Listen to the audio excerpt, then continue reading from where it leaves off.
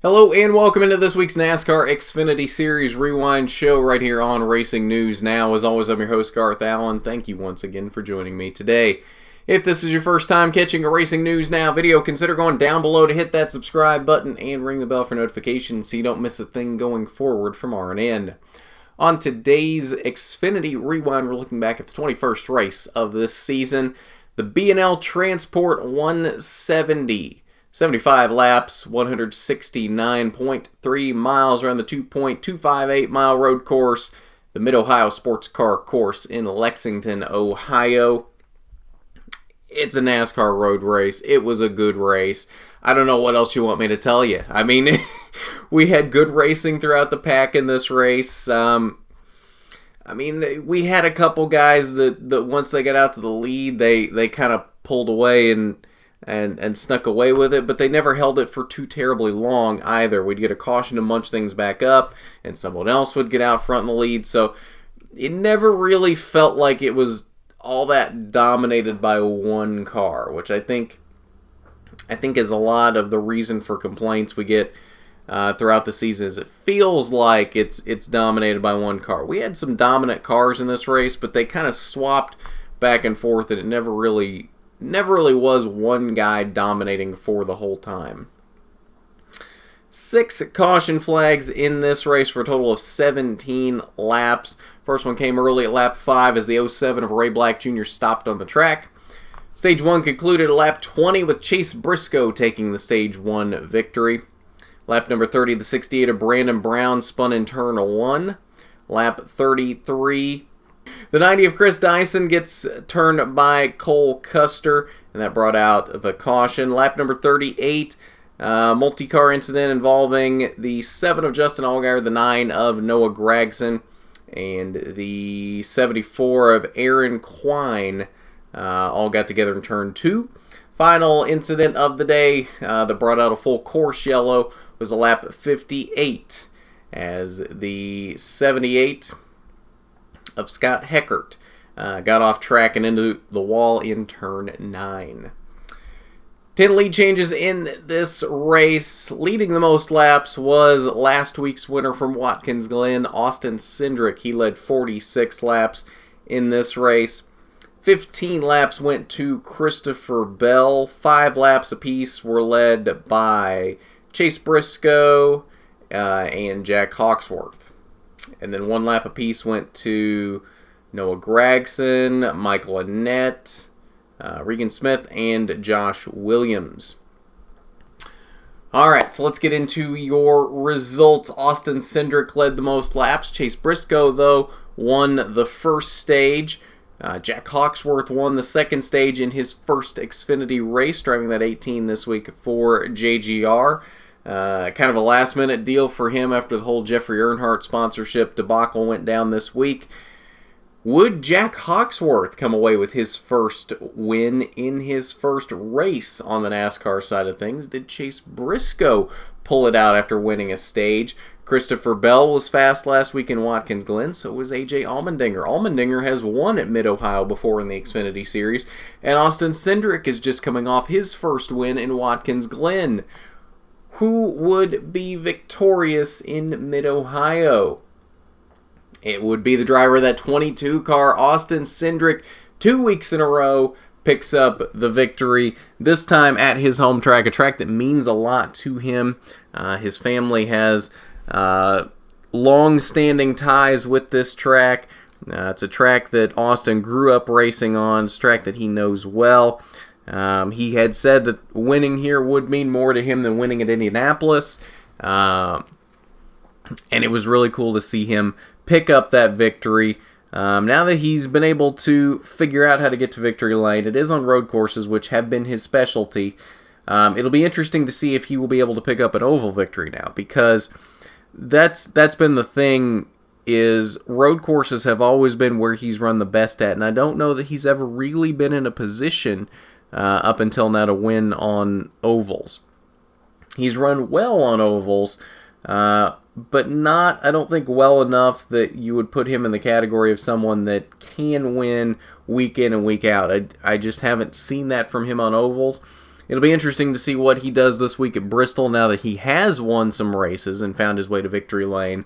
Will that translate to the oval side of things, or will he still be about a top 5, top 10 car as he has been usually on the ovals? Christopher Bell comes home with another second place finish, 2 weeks in a row for him, finishing second on road courses to Austin Cindric. AJ Allmendinger passed inspection this time and was able to keep his third place finish. That kind of has become a running joke at this point. Both of AJ's starts in Xfinity at Daytona and Watkins Glen. He's failed post-race tech and has not been able to keep his finishing position. I believe he was technically finished second in both of those races. So good to see him finally be able to pass inspection and hold that finishing position. Tyler Reddick came home in fourth, and Noah Gragson rounded out the top 5. Rest of your top 10 were Justin Allgaier, Chase Briscoe, Cole Custer, Justin Haley, and Brandon Jones. 11th through 20th, strong runs for Jeremy Clements in 11th and Will Rogers in 12th. He was in that 86 car for Brandon Built Motorsports this week. Michael Annett came home in 13th. Jack Hawksworth, a couple times off track and a few incidents late in the race. Was leading at one point, of course, because he did win Stage 2, but unfortunately not the finish he was looking for there in 15th. 21st through 30th, Regan Smith making his first start in a while in Xfinity in that 8 car for Junior Motorsports. He came home 21st. Not a great day for Regan. Just never really seemed to have the speed to run up front with everybody else, with all of his teammates. Final page, 31st through 38th. John Hunter Nemechek in 31st, down to lap 41 in an accident. And the rest of these guys out early, either from accidents or from mechanical issues early in the race. But that's your results from the B&L Transport 170, working on an Austin Cindric interview. Not sure if it's going to happen or not. Didn't happen last week after Watkins Glen, so I don't know. It may happen, it may not. We'll see. In case it doesn't, we're going to head over to the Media Center right now, and we'll see what Austin and his team had to say. If you're watching this after our interview with him goes up, if it does happen, it will be linked down below in the description. If not, make sure you are subscribed and you got your notifications turned on. That way you will know when that comes up, if it does come up. So, either way, we're going to head over to the Media Center right now, and we will see what Austin and his team had to say after his second win in a row. Setting up for road courses is challenging, but we're very fortunate at Team Penske. We've got a really good notebook, a long history of having good setups, and then having a guy like Austin come in, you can, obviously go off of his feedback and make those setups a lot better. So I feel like we've made a few gains throughout practice, but we were able to unload pretty close, and then obviously in the race, it was pretty awesome to see what Austin's able to do around a place like this. And Austin, here are the names. Rick Mast, Steve Grissom, Chad Little, Jamie McMurray, William Byron, and now Austin Cindric, winning their first 2 races back-to-back. Very rare feat in NASCAR Xfinity Series history. How does it feel to be part of that group? I want to know how short the list is for 3. Next week isn't going to be easy, but I've grown a lot at tracks like Bristol, and I'm already thinking about what I need to work on, where the groove's going to be, where our race car needs to be based off the spring race. So I'm pretty motivated to get one of these things done on an oval. I think it'd give our team a lot of confidence because we race mostly on ovals. So when we come to racetracks like this, obviously we can have a lot of confidence in our cars and confidence in me. And I think we're building that to those other racetracks. And I'm just over the moon to win at a place like this. Get my first 2 wins within a week is incredible. So I'm just over the moon, thankful for Brian and everyone on the team for sticking behind me. I've had to learn and grow a lot in this series. Before that, I had 1 year of stock car racing experience, and that was at the truck level. And even there, it took me a little bit to understand it all, and from really racing around places like this and GT cars to driving NASCAR trucks and then to be here. So I've grown a lot, and I'm glad the hard work's starting to pay off a little bit. All right, so let's take a look at your playoff grid before wrapping up here today. Not a lot of changes here, obviously. Austin Cindric moving into the multiple winners club. They're in the 4th position since he now has 2 wins, only trailing the big 3, basically. Christopher Bell and Cole Custer, 5 wins apiece. Tyler Reddick with 3. Then you got Chase Briscoe and Michael Annett down here with 1 win apiece this season.